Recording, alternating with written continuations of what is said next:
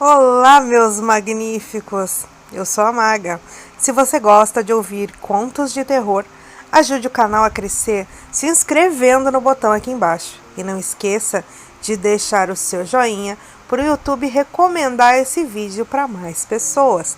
E se você tiver alguma história de terror e quiser contar a sua história aqui no canal, o e-mail está na descrição.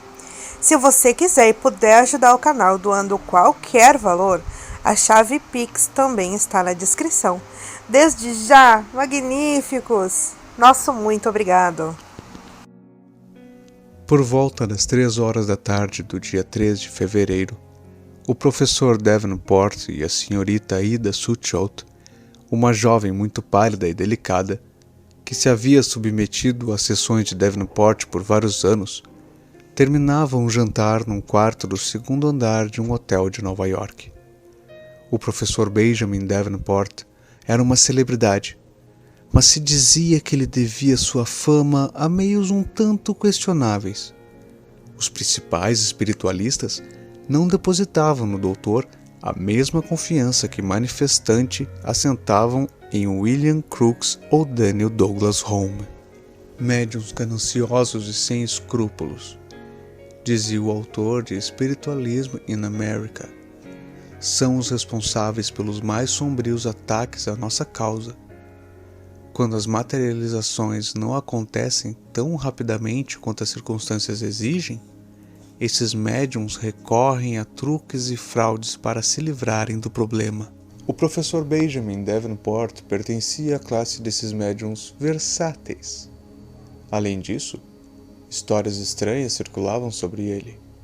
Ele fora secretamente acusado de roubo em rodovias na América do Sul, de trapaça em jogos de azar em São Francisco, e de uso precipitado de armas de fogo contra pessoas que nunca o haviam ofendido. Foi dito, quase abertamente, que a esposa do professor, vítima de seus abusos, havia morrido de tristeza em razão da infidelidade marital.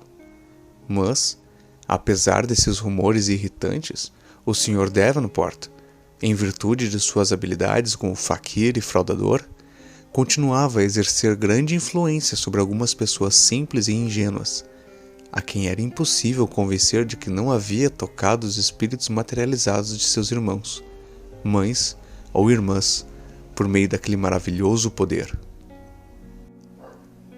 Seu sucesso profissional recebia o acréscimo material de seu rosto moreno de Mefisto, seus olhos profundos e ardentes, seu nariz grande e curvo, da expressão cínica de sua boca e do tom sublime e quase profético de suas palavras.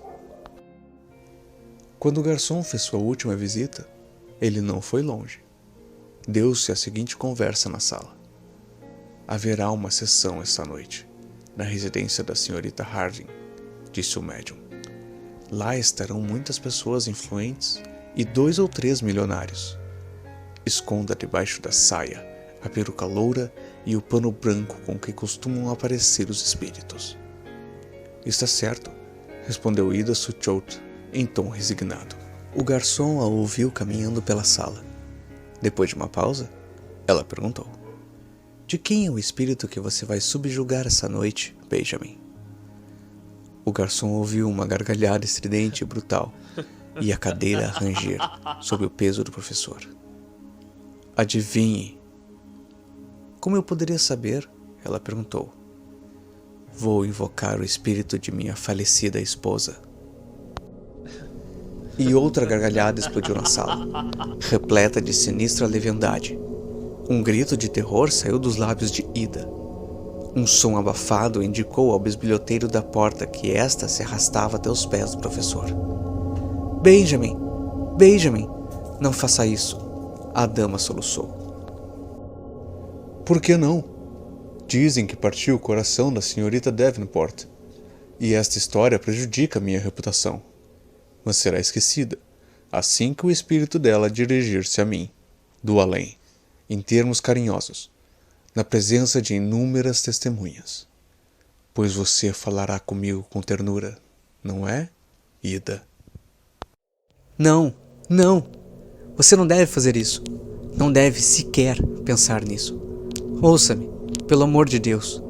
Durante os 4 anos em que lhe faço companhia, tenho sofrido muito, mas eu lhe obedeço fiel e pacientemente. Como você, tenho mentido e enganado as pessoas.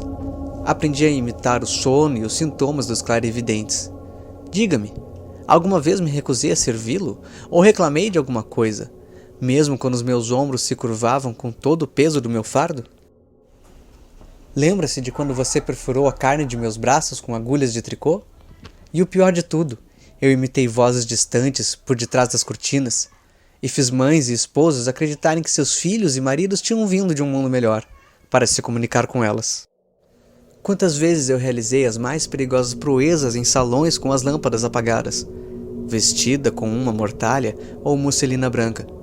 Representei formas sobrenaturais, cujos olhos turvados de lágrimas as pessoas reconheciam como os de entes queridos que haviam partido.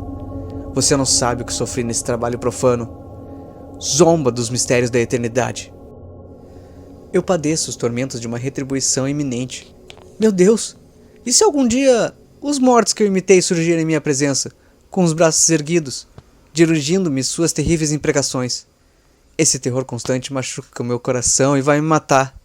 Estou consumida pela febre. Veja como estou macilenta, exausta e abatida. Mas permaneço sob o seu controle. Faça o que quiser comigo. Estou em seu poder e quero que seja assim. Por acaso eu já reclamei? Mas não me force a fazer isso, Benjamin. Tenha pena de mim. Lembre-se do que já fiz por você no passado e veja como sofro. Não tente esse simulacro. Não me obrigue a fazer o papel de sua falecida esposa, que era tão terna e bela. Oh, de onde veio esse pensamento que domina sua mente? Poupe-me, Benjamin, eu imploro. O professor não riu mais.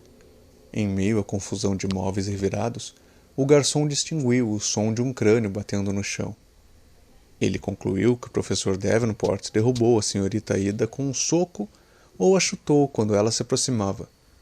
Mas o garçom não entrou na sala, pois ninguém o chamara. Naquela noite, 40 pessoas reunidas no salão da Sra. Johanna Harding olhavam para a cortina.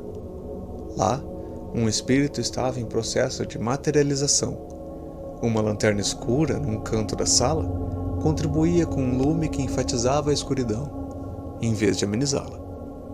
Um silêncio profundo impregnava o salão, salvo a respiração acelerada e contida dos espectadores. O fogo da lareira emanava misteriosos raios de luz semelhantes a espíritos fúlgidos sobre os objetos ao redor, quase indistinguíveis na penumbra. O professor Davenport estava naquela noite em sua melhor forma. O mundo espiritual obedecia sem hesitação, como se ele fosse o seu legítimo mestre. Ele era o poderoso príncipe das almas. Viram-se mãos sem braços colhendo flores dos vasos. O toque de um espírito invisível evocava doces melodias das teclas do piano. A mobília respondia com batidas inteligentes às perguntas mais imprevistas.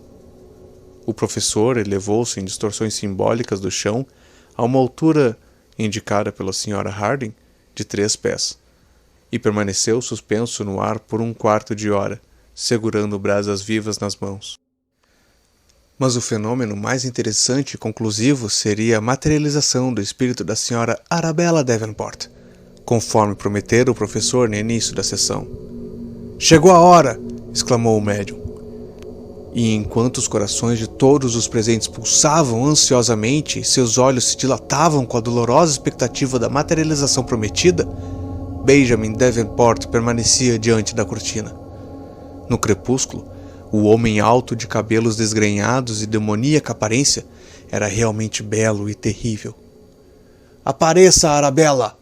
exclamou com a mesma voz de comando e com os mesmos gestos do Nazareno junto ao sepulcro de Lázaro. Todos esperavam. De repente, um grito irrompeu por trás da cortina. Um grito penetrante, estremecedor e terrível. Era o grito de uma alma que se extingue. Os espectadores estremeceram. A Sra. Harding quase desmaiou. O próprio médium pareceu surpreso. Mas Benjamin recobrou a compostura ao ver a cortina se mexer e deixar entrar o espírito. A aparição era de uma jovem com longos cabelos loiros. Ela era linda e pálida, vestida com algum tecido claro e esbranquiçado. Seu seio estava nu, e no lado esquerdo aparecia uma ferida sangrenta na qual tremia uma faca. Os espectadores se levantaram e recuaram, empurrando suas cadeiras contra a parede. Os que, por acaso, olharam para o médium, notaram que uma palidez mortal se espalhava pelo seu rosto e que ele se encolhia e tremia.